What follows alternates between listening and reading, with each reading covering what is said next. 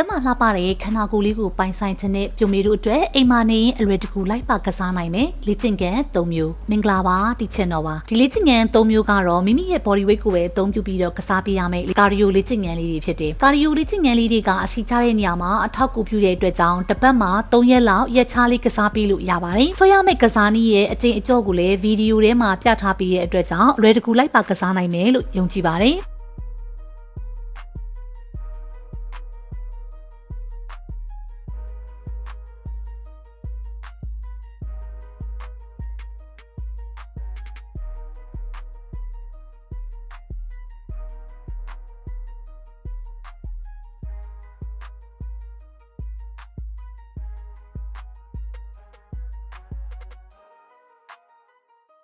နောက်ထပ်လည်းပြုံမီတို့အတွက်အကျိုးရှိစေမယ်လက်ချင်ငန်းနေနဲ့ဗဟုသုတတွေကိုလည်းဝေမျှပေးသွားပါအောင်မေဗီဒီယိုလေးကိုဆုံးထိအောင်ကြည့်ပြီးလို့ကျေးဇူးများတင်ပါတယ်ကျွန်မလာပါချင်တဲ့အမျိုးသမီးတိုင်းအတွက်တီချင်တော်ရှိရနော်